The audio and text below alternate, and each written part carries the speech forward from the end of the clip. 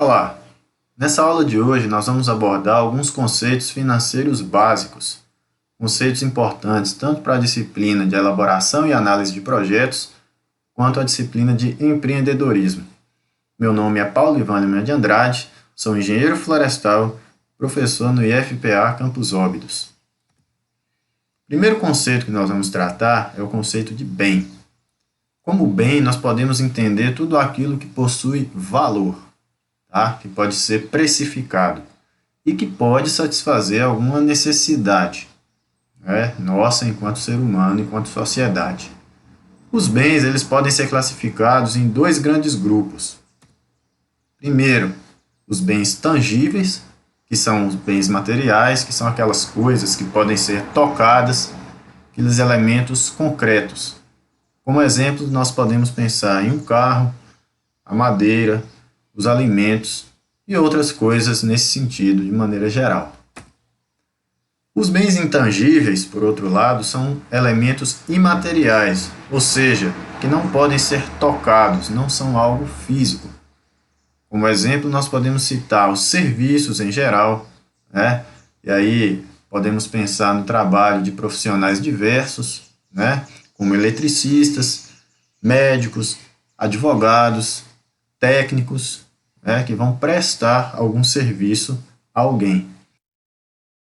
Também entra nesse grupo, né, de bens intangíveis o direito de propriedade sobre uma marca, por exemplo, né? Um projeto, uma patente, também são considerados bens imateriais, ok?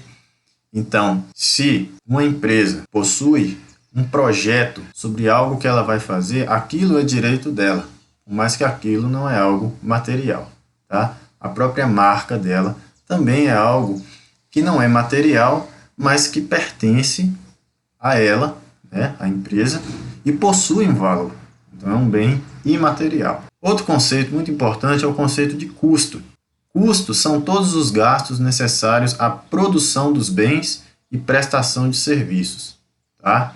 Como exemplos, nós podemos citar, em uma serraria, a gente teria como custos os gastos para comprar a madeira, né, que vai ser processada, e também os gastos que vamos ter com manutenção das máquinas. Veja bem que custos são todos elementos que vão participar diretamente da produção, tá? E aí, quando a gente for falar de despesas, a gente vai fazer essa pequena diferenciação. Dentro dos custos, nós temos também o que a gente chama de custos fixos e custos variáveis. O custo fixo é aquela parcela do custo que se mantém fixa, enquanto a produção varia. O que significa isso? Eu tenho uma serraria. Se essa serraria funcionar, o custo fixo vai ser X. Se ela não funcionar, o custo fixo também vai ser X. Se ela processar 50 metros cúbicos de tora num dia, o custo fixo é X. Se, por outro lado, ela processar 70 metros cúbicos de tora no outro dia, esse custo fixo se mantém, certo? Que exemplo a gente poderia dar? O aluguel. Suponhamos que o galpão lá onde a serraria funciona, ele é alugado. Então, independente dela produzir ou não, aquele custo vai acontecer.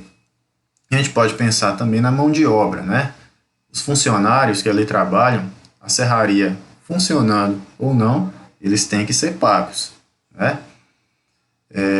Então, basicamente, esse é o conceito de custo fixo.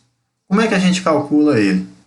Relacionando todos os gastos que permanecem constantes ao longo do ciclo de produção. Por outro lado, a gente tem os custos variáveis. O que é um custo variável? Como o próprio nome já diz, são aqueles cujos valores se alteram em função do volume de produção da empresa. Então, se nós pensarmos lá na serraria, né, vamos pensar no custo com a madeira, que é uma matéria-prima. Se essa serraria processar 50 metros cúbicos de madeira, o custo variável referente à madeira, né, a matéria-prima, vai ser X. Se ela processar 75 metros cúbicos de madeira, esse custo vai aumentar, porque vai precisar de mais madeira, certo? Se ela processar menos madeira, esse custo vai diminuir. Então, ele oscila conforme a produção. Tá? E como a gente calcula? Basicamente, você vai relacionar todos aqueles gastos que vão variar com a produção. Ok? O custo total é a soma de todos os gastos, né, que vai se ter na produção de um determinado produto. Né? Então, a gente vai somar custos fixos mais custos variáveis. Aí vamos ter o custo total, certo? Um outro conceito muito importante, que vai fazer um contraponto aí com os custos, são as despesas. Aí você se pergunta, mas professor, custo e despesa não é a mesma coisa? Não. Né? Por quê?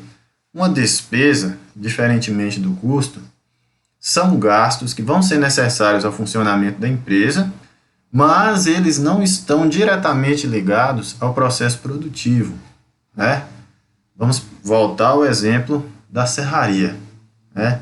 Numa serraria, para que ela funcione, se a gente pensar que nós vamos precisar de um escritório, vamos precisar de ter um banheiro, vamos precisar de uma cantina, mas essas estruturas não participam, né, do processo de serrar a madeira. Né? Então, se eu tenho um gasto lá para comprar papel para o escritório, tinta para a impressora, material de limpeza para o banheiro, tá? Isso são despesas, diferente dos custos, que a gente já deu exemplo lá atrás. Né? Despesas, elementos que não participam do processo produtivo diretamente. Custos, elementos que participam do processo produtivo. Ok? Um outro conceito muito importante é o de depreciação. Tá? O que é depreciação? É um custo, né?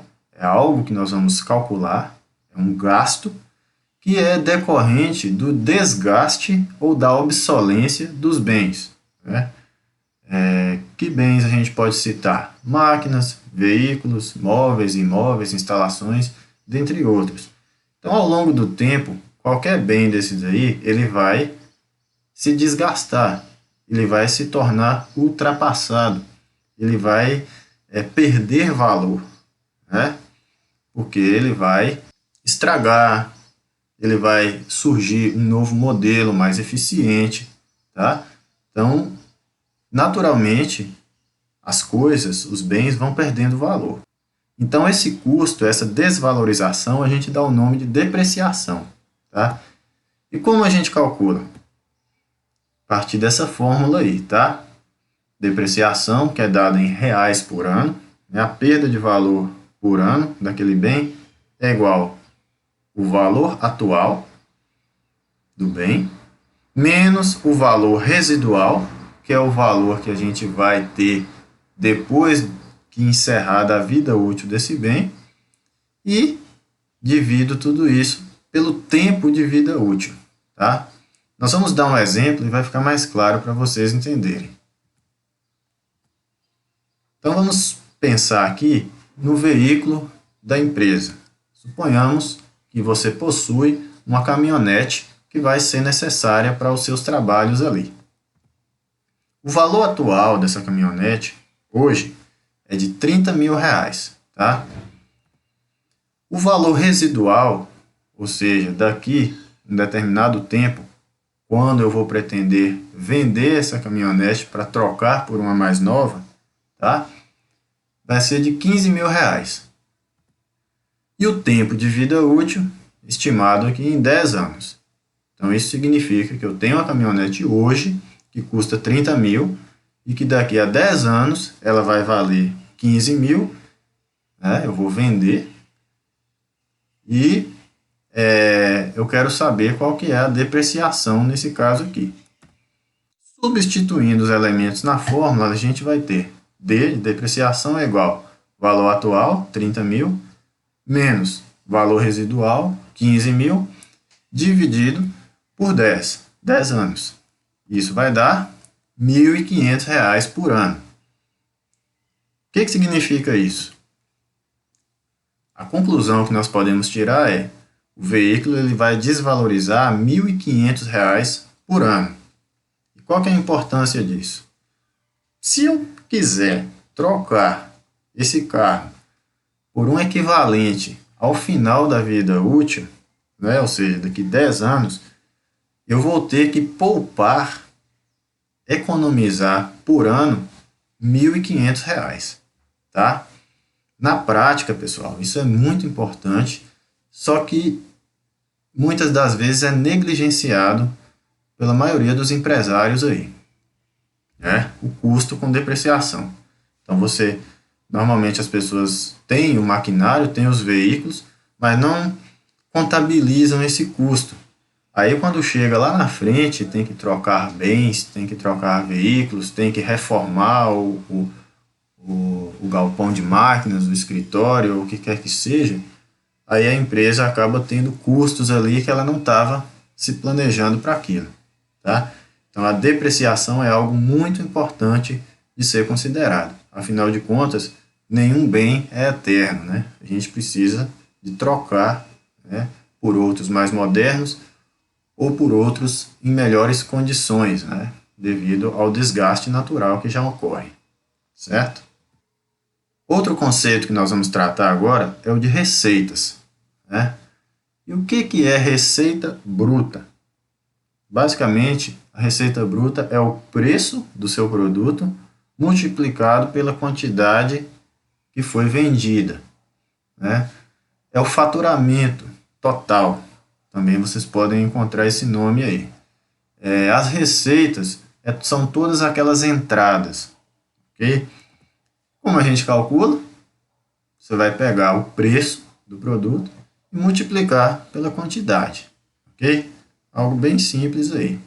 Se eu produzir 10.000 mudas e cada muda é vendida por R$ 5, então eu vou ter quanto de receita bruta nesse período? 50 mil, ok? Um outro conceito muito importante é o de fluxo de caixa. O fluxo de caixa ele tem como objetivo você listar ao longo do tempo tudo aquilo que você vai ter de entradas, ou seja, de receita, e tudo aquilo que você vai ter de saída, custos e despesas, tá? E aí você coloca isso numa linha do tempo, como está aparecendo aí na imagem, e é convencionado, ou seja, é padronizado que a linha do tempo ela vai da esquerda para a direita. Então a gente tem, por exemplo, aí ano 0, ano 1, ano 2, ano 3 e por aí vai. Ou eu posso pensar numa escala mensal, né? Mês 1, mês 2, mês 3, vai depender do projeto que eu estou elaborando. E aí, ao longo desse tempo, eu vou colocar as receitas como setas para cima, essas setas azuis aí.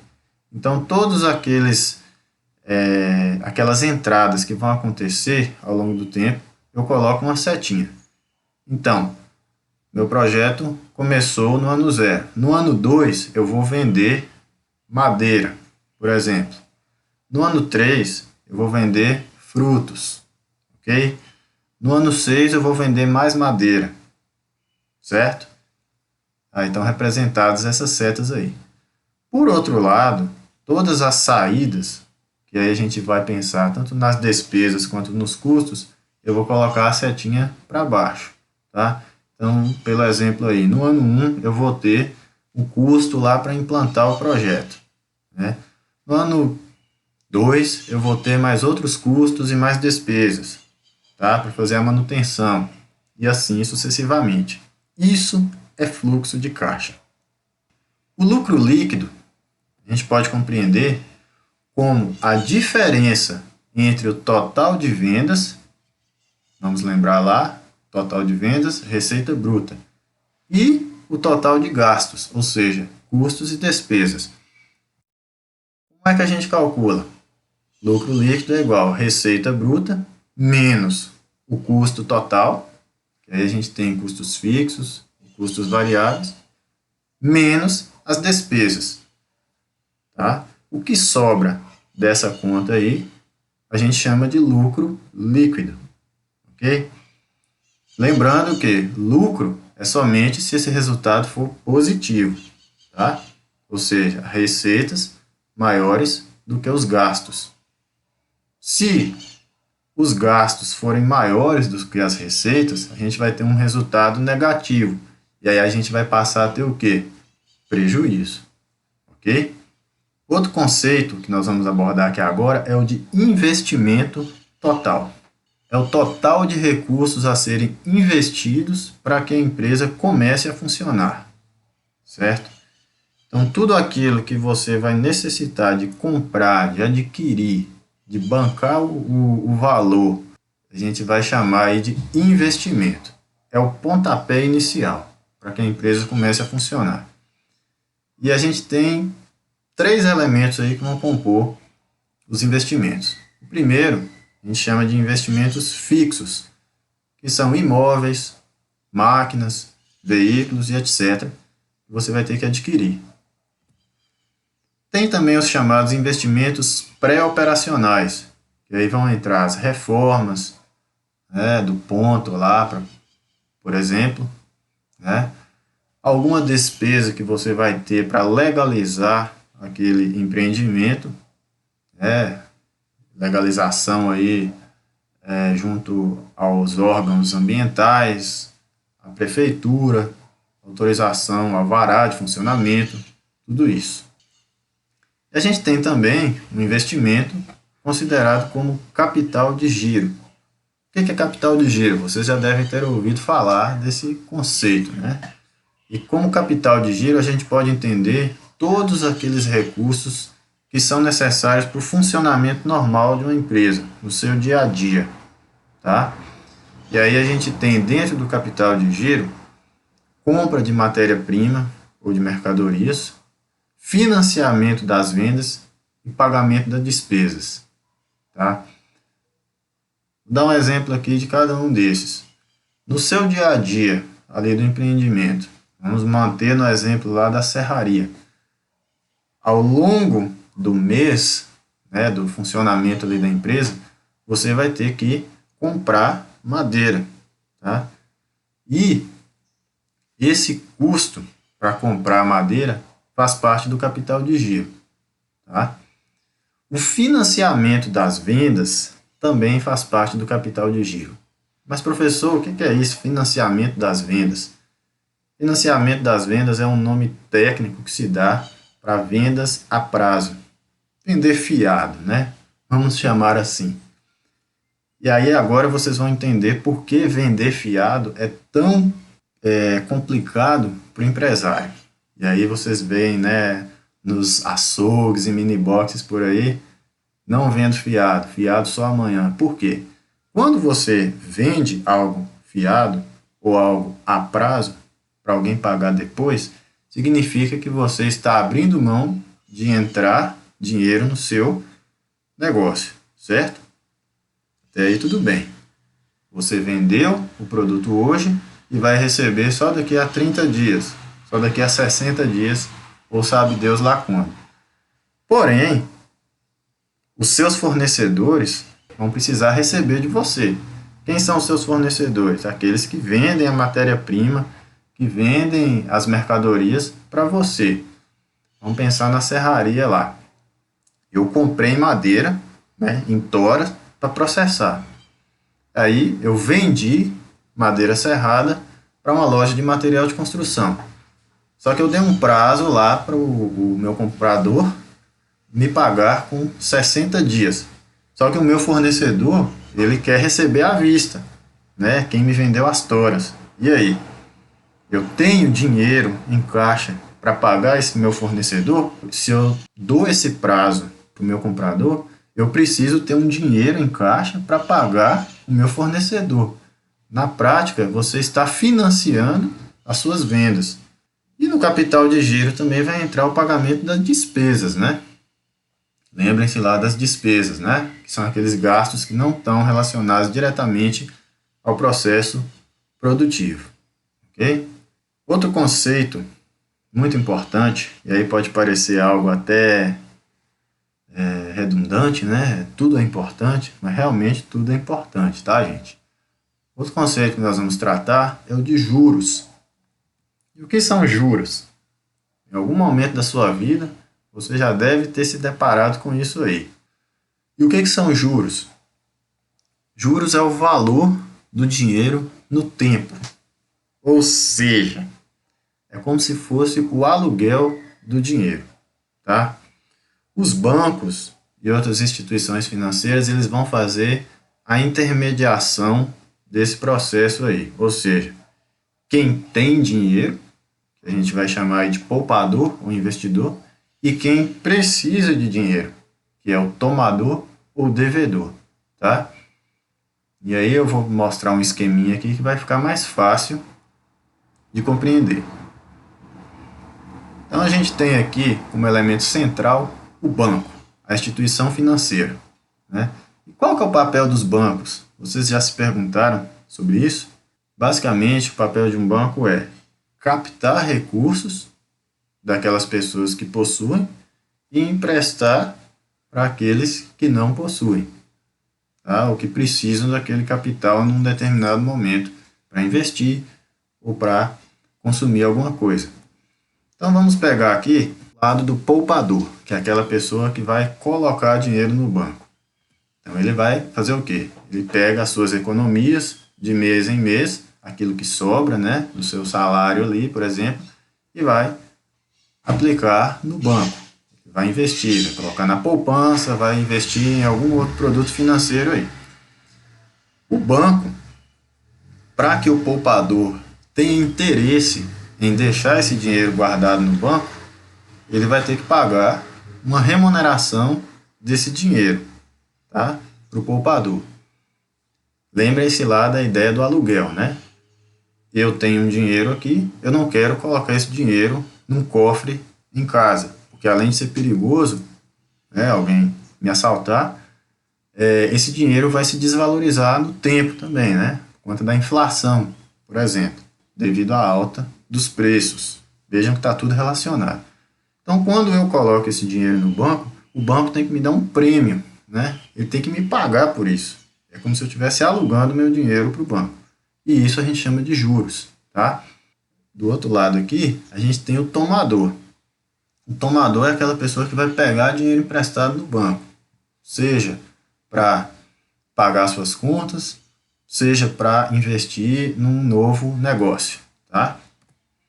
Aí o tomador chega lá no banco, preciso de 20 mil reais, tá? Tá aqui o meu plano de negócio, o meu projeto, e eu vou investir esses 20 mil reais no empreendimento. Aí o banco vai fazer uma análise de crédito para ver se esse tomador ele tem condições de arcar com esse pagamento desse financiamento, por exemplo. E aí ele vai definir os juros, né? Ou seja, quanto que esse tomador vai pagar de juros para o banco. Ou seja, ele pegou 20 mil, mas ele vai ter que pagar para o banco 20 mil mais alguma coisa, né? Essa alguma coisa a mais são os juros, certo? Então esse é o conceito de juros. E aí, relacionado diretamente com os juros, a gente tem as taxas de juros. E aí tem essa formulazinha básica aqui dos juros, né?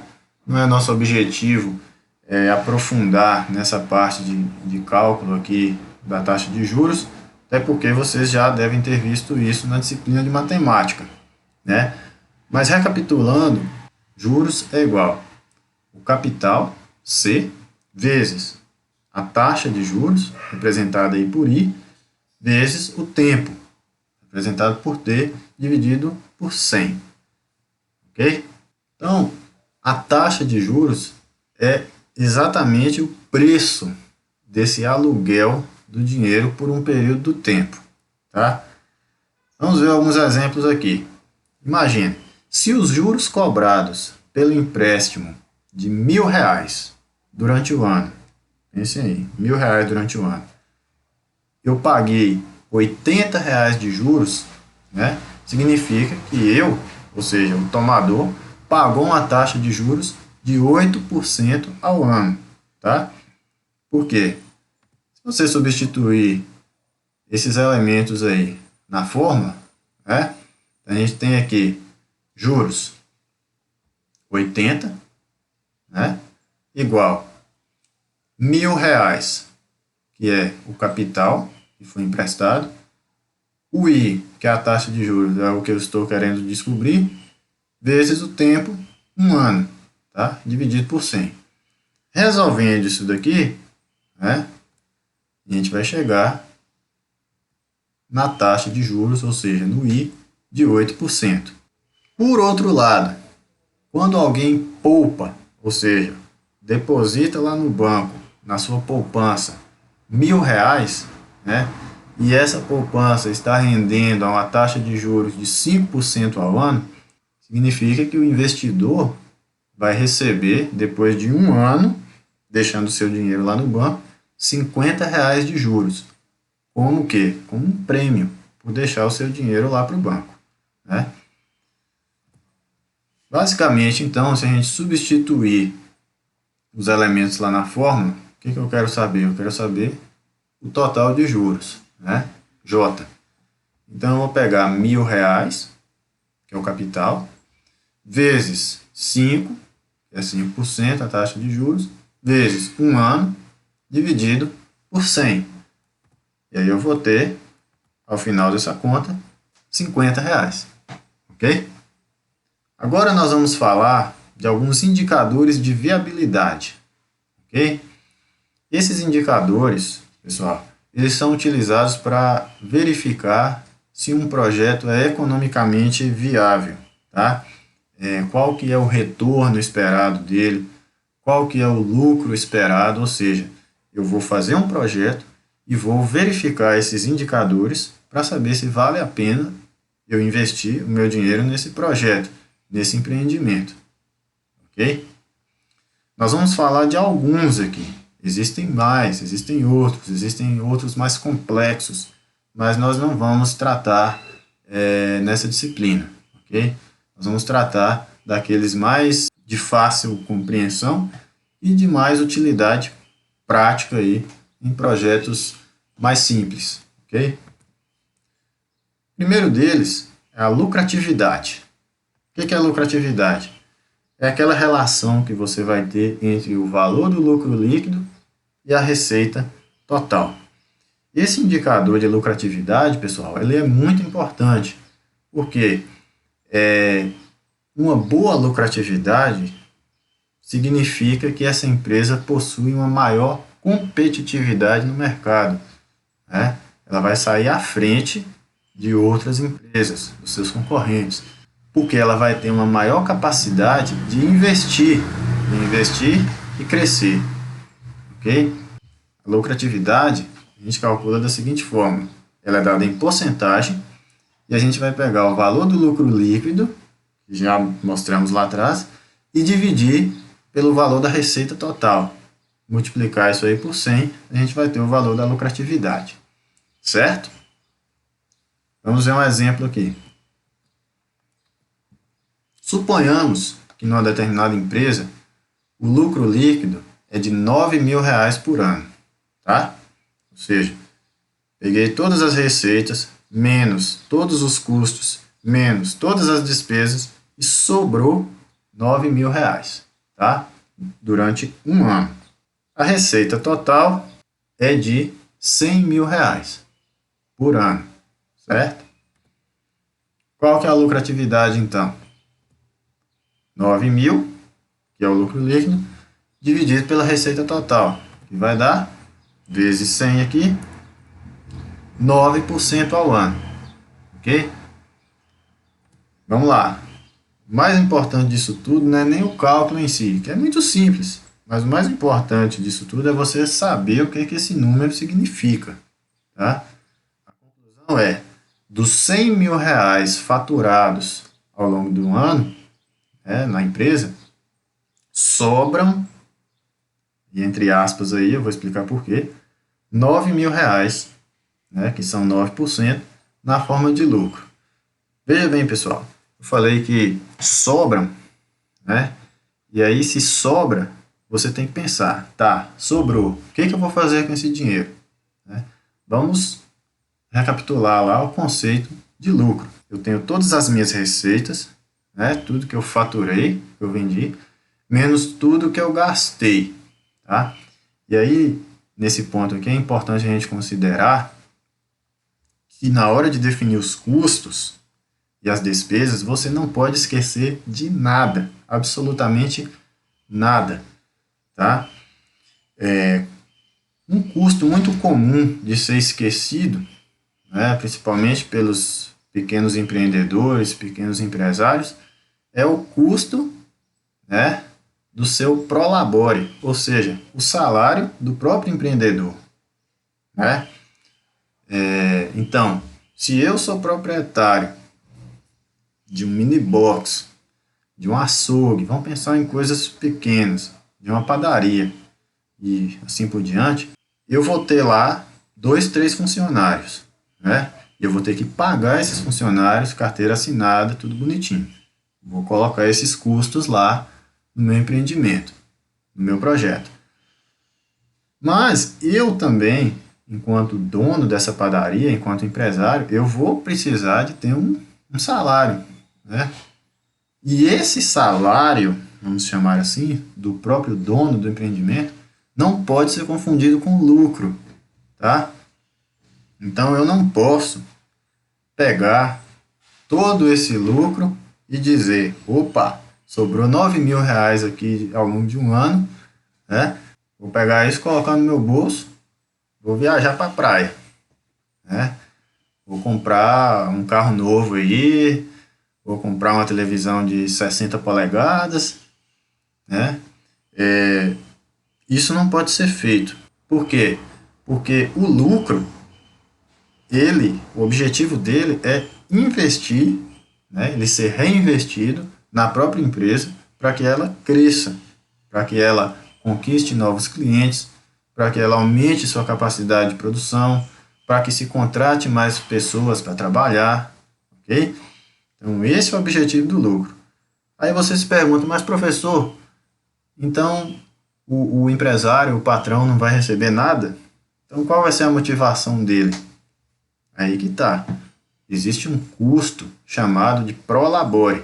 Você vai estabelecer qual que vai ser o seu salário. E esse salário ele já tem que estar computado lá nos custos, tá? Então, esse valor de 9 mil reais que sobrou aqui já está considerando que o empresário recebeu o seu prolabore. Então, vamos dar o exemplo aqui, eu estabeleci que o meu salário vai ser de 2 mil reais por mês, tá? Então, esses 2 mil reais por mês, vezes 12 meses, ao longo de um ano, vai dar o quê? 24 mil.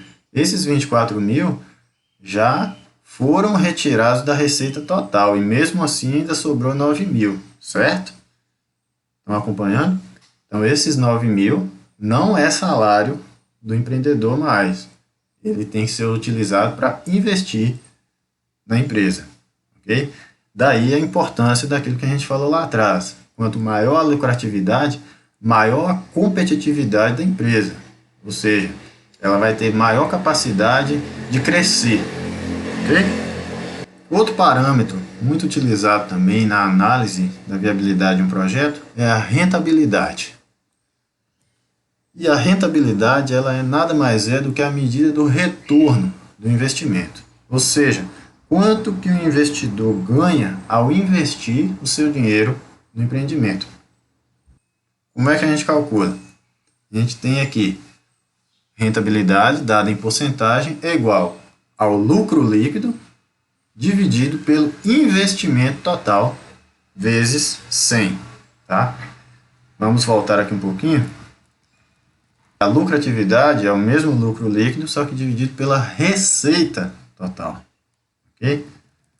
Na rentabilidade, a gente tem o lucro líquido dividido pelo investimento total. Tá? Nós vamos ver um exemplo aqui e vamos fazer algumas considerações para vocês entenderem.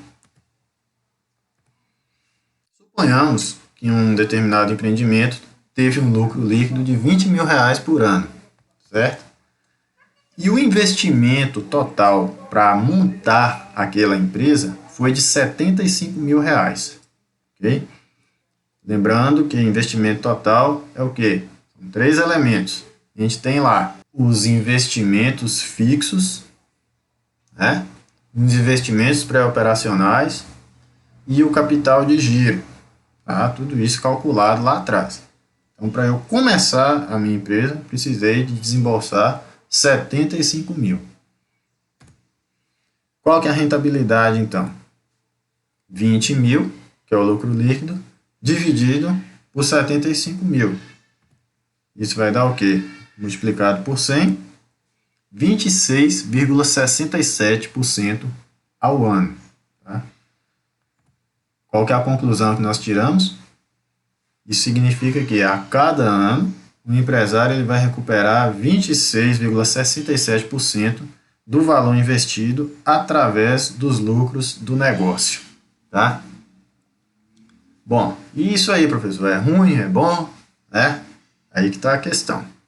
Quando eu obtenho esse valor aqui, né, essa porcentagem de retorno, essa rentabilidade, esse número por si só, ele não me diz muita coisa. Eu preciso comparar com outros parâmetros, né, para saber se esse número está bom, se está ruim, enfim, para eu poder tomar a minha decisão. Por si só, a análise aqui desse indicador da rentabilidade, ele sendo positivo, já é um bom sinal, né? Então está 26,67% ao ano positivo, né? Isso já é bom. Mas para eu saber se isso é viável ou não, eu tenho que fazer a comparação, né? E a gente vai comparar com o quê? A gente vai comparar com alguns índices praticados no mercado financeiro, que são chamados aí de taxas de referência. Você já deve ter ouvido falar dessa daí, né, sobretudo nesse ano de 2020, a taxa Selic, que a gente pode compreender como a taxa básica de juros da economia. Sendo bem objetivo aqui, pessoal, não é o nosso propósito, né, estudar a economia de maneira aprofundada, mas vocês têm que ter uma noção. A taxa básica de juros da economia, também chamada de Selic, ela é utilizada pelo governo para controlar a inflação, para estimular o consumo, para estimular a economia em si. Funciona como? Funciona assim. Se o governo quer estimular o consumo, ele tem que reduzir a taxa de juros. Por quê? Quando ele faz isso, fica mais barato para eu, para você, ir lá no banco pegar dinheiro emprestado para comprar o que a gente quiser, né? Porque aí o empréstimo que teria um juro alto, ele vai ter um juro mais baixo. Aí as pessoas vão, consequentemente, pegar mais dinheiro emprestado e vão comprar os bens aí, tá?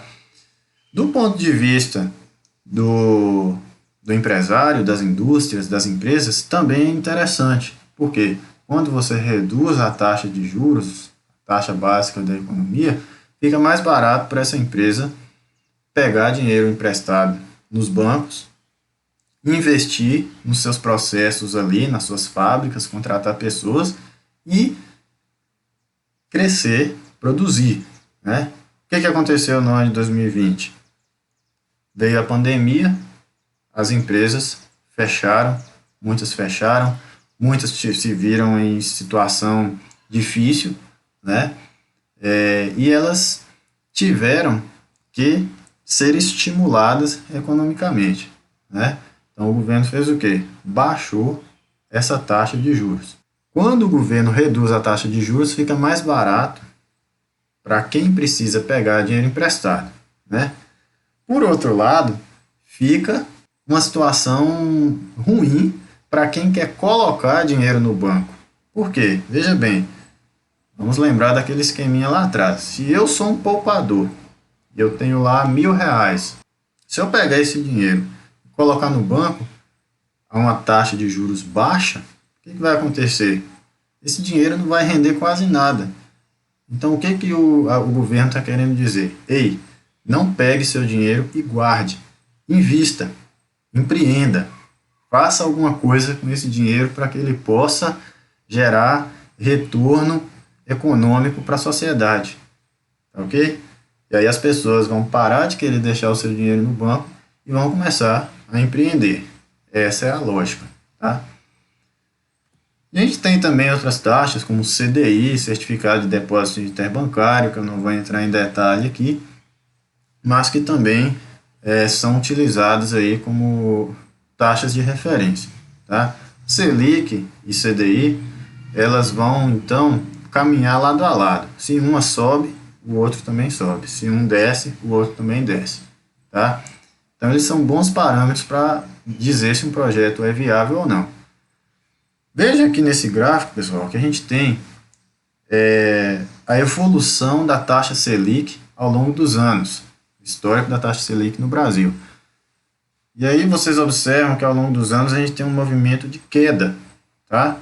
Se a gente for lá nos anos 2000, por aí, essa taxa ela estava a mais de 20% ao ano, ok? A gente tinha uma taxa alta. Então, o que era interessante naquele momento? Se você tem um dinheiro, né, para guardar, deixa esse dinheiro no banco, porque vale a pena. O banco vai te pagar uma boa remuneração, um bom juro, para você deixar esse dinheiro lá. E aí você pega esse dinheiro, põe lá, fica deitado lá na rede, esperando esse dinheiro render, tá? Isso era interessante naquele momento. Por que o país era assim naquele momento? Porque a gente tinha uma inflação muito alta, os preços subindo muito rápido, né? Cada ano que passava, os preços subiam muito rápido. E aí, o que acontecia? O governo ele tinha que dar uma freada no consumo. Como é que ele freia o consumo? Ele aumenta a taxa de juros. Ele entende assim, funciona assim. Olha, eu vou fazer o dinheiro ficar mais caro, né? Se eu aumentar a taxa de juros, os bancos vão cobrar um juro mais alto para poder emprestar dinheiro. Consequentemente, as pessoas vão pegar menos dinheiro emprestado e vão comprar menos coisas, tá? E aí o consumo diminui e os preços começam a cair. Isso tudo está relacionado com a questão da oferta e da procura, da demanda, que vocês já estudaram para trás aí. Só que ao longo dos anos, essa taxa Selic foi caindo, e nós estamos hoje, 2021, taxa Selic de 2%, a menor taxa da história do Brasil. O que isso significa na prática? E por que isso aconteceu? Pandemia, né? A pandemia, ela intensificou algo que já vinha como uma tendência, né? Ela já vinha caindo. Só que aí no início de 2020 veio a pandemia, o governo precisou estimular as pessoas, né, a comprarem produtos e as empresas a investirem nos negócios. Né? E como ele fez isso? Reduzindo a taxa. Tá? Como é que a gente verifica se um projeto é viável ou não? É isso que é o nosso objetivo aqui. Então eu vou comparar a rentabilidade do meu projeto, né, que a gente calculou lá atrás, com essa taxa. Vamos pensar aí a taxa Selic, que a gente já explicou bastante aqui qual que é o seu objetivo. Se a rentabilidade for maior do que essa taxa de referência, o projeto é viável. Okay? Por outro lado, se a rentabilidade for menor que essa taxa de referência, o meu projeto é inviável. Tá? Vamos pensar um pouco aqui de maneira bem objetiva, através desse exemplo. A rentabilidade calculada do projeto de uma fábrica de polpas foi de 10% ao ano. Tá? Calculei lá, conforme aquela fórmula, investimento, lucro líquido, cheguei lá em 10% ao ano. Agora vamos analisar. Se a taxa Selic, ou o próprio CDI, né, que a gente falou lá atrás, estiverem a 14% ao ano, qual a conclusão que eu tenho? O meu projeto é economicamente inviável. Por quê? É mais interessante para quem elaborou o projeto, para o investidor, para o empreendedor ali, deixar esse dinheiro rendendo de forma segura num banco, né, rendendo 14% ao ano, do que correr o risco investindo em um negócio que vai render 10% ao ano.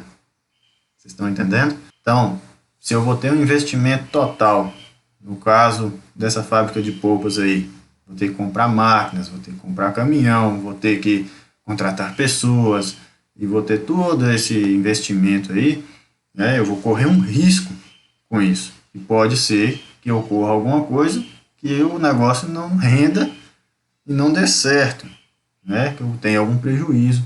É mais interessante eu pegar, vamos supor que eu vou gastar aí 100 mil reais para implantar essa fábrica. É mais interessante nesse cenário de taxa Selic a 14%, eu pegar esses 100 mil e colocar no banco, tá? Do que eu pegar esses 100 mil e investir numa fábrica que vai me render só 10% ao ano. Tá? A conta é simples. A análise é bem simples. Ok? Por outro lado, vamos virar o jogo e trazer para um cenário que está mais próximo do que nós estamos vivendo hoje. Se a taxa Selic estiver a 2% ao ano, que ela realmente está, né, o projeto é economicamente viável. Por quê? Porque vai valer a pena empreender para ganhar 10% ao ano. Tá? Imagina, tenho 100 mil reais para investir na fábrica de polpas. Okay? Se eu investir esses 100 mil na fábrica de polpas, o meu dinheiro vai render 10% ao ano. Essa é a análise. Se eu tiver com medo de arriscar, de empreender e não dar certo, né, de correr esse risco, eu posso pegar esse dinheiro e colocar no banco. Só que ele vai render o quê? 2% ao ano. Tá? Quanto que dá 2% de 100 mil? Né? 10 mil, 10%. 1.000, 1%. Então, se 1.000 é 1%, 2.000, 2%. Então, na prática, se eu pegar esses 100 mil reais e colocar no banco, eu vou ganhar o quê? 2 mil reais por ano, hoje. Tá? Ao passo que, se eu pegar esses mesmos 100 mil e investir na fábrica, eu não vou ganhar 2 mil por ano só de lucro. Eu vou ganhar o quê? 10 mil. Tá? Porque a rentabilidade da fábrica é de 10%. Entenderam? Então, esse é o objetivo da rentabilidade. Por último, nós vamos falar sobre prazo de retorno do investimento. O que é prazo de retorno do investimento? Como o próprio nome diz, é o tempo necessário para que o empreendedor recupere o que investiu no negócio. Tá? Como é que é calculado? Você pega o investimento total e divide pelo lucro líquido. Tá? Consequentemente, você vai achar o tempo necessário para recuperar o investimento. Vamos ver um exemplo. Mesma situação anterior aí. Eu tenho um lucro líquido de 20 mil por ano e um investimento total de 75 mil reais. Tá? Bom, diante desse cenário, o prazo de retorno do investimento vai ser o que então? 75 mil, que é o investimento total, dividido por 20 mil. Isso vai dar 3,75 anos. Tá? Qual que é a conclusão que nós temos aqui? Após 3,75 anos, ou seja, entre o terceiro e o quarto ano, o empreendedor terá recuperado na forma de lucros tudo o que gastou com a montagem do negócio. Tá? A análise é essa, bem simples. Gastei para montar a minha fábrica de polpas lá, 75 mil. E ela me dá um retorno aqui, nesse exemplo, de 20 mil reais por ano. Um lucro líquido de 20 mil reais por ano. Considerando esse lucro líquido, ou seja, todo ano você vai recuperar, você vai ter 20 mil de lucro, no outro ano mais 20 mil, depois de 3,75 anos, você vai ter recuperado, né, todo esse valor que você investiu. Tá? Ah, professor, e aí? 3,75 é muito? É pouco? Tá bom ou tá ruim? Aí vem aquela questão, né? Depende. Projetos florestais são conhecidos por serem projetos de longo prazo, porque a gente lida com árvores, florestas, Elas não crescem da noite para o dia. É diferente de uma cultura agrícola, por exemplo, o milho, a macaxeira, uma hortaliça, em que o tempo entre plantar e colher é muito curto, né? É uma questão de meses ou mesmo de um ano. O ciclo é muito curto. Já quando a gente pensa em floresta, seja manejo de floresta nativa ou cultivo de florestas plantadas, esse tempo vai demorar mais, né? Então, essa análise tem que ser feita com empreendimentos, né, com projetos de mesma natureza, né? Eu não posso comparar um projeto florestal de longo prazo com uma estufa para produzir hortaliça, né? Essa comparação vai ser injusta. Claro que o tempo de retorno de uma hortaliça vai ser muito mais rápido, né? Mas se eu olhar no contexto geral, pode ser que a rentabilidade, né, a lucratividade do empreendimento florestal a longo prazo seja mais interessante do que a cultura de ciclo curto. Então, pessoal, nós precisamos fazer essa análise. Nós precisamos ter em mente de que investimento no setor florestal normalmente é de longo prazo. E as pessoas, no geral, em especial os brasileiros, não querem esperar muito tempo para ter o retorno, né? Quando você já começa a falar em anos, né, vários anos para ter o retorno de um determinado negócio, isso já começa a soar estranho, né, como uma coisa não interessante para muita gente. Porém, esse é o nosso grande trabalho, né? Estimular as pessoas que desejam empreender, que desejam investir em floresta, a compreender a importância de pensar no longo prazo, né? E, para fechar a nossa discussão aqui, os empreendimentos florestais, né, empreendimentos que envolvem floresta plantada, manejo de floresta nativa, produtos não madeireiros, eles vão estar cada vez mais em alta durante os próximos anos aí, né? Tendo em vista que a pressão ambiental, né, utilização mais racional dos recursos tem crescido cada vez mais no nosso país e no mundo, né?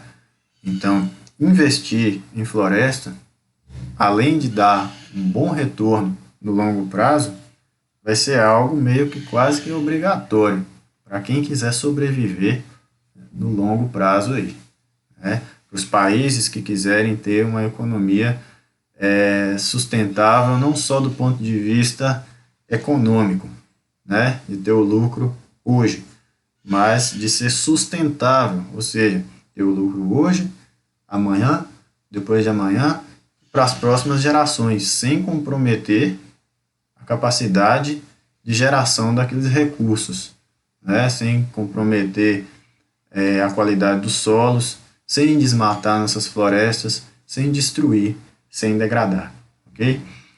Então, com isso, nós fechamos a nossa aula aqui. Então, aqui algumas referências, alguns materiais que a gente utilizou. E eu desejo a vocês bons estudos e bom trabalho na execução das atividades dessa disciplina.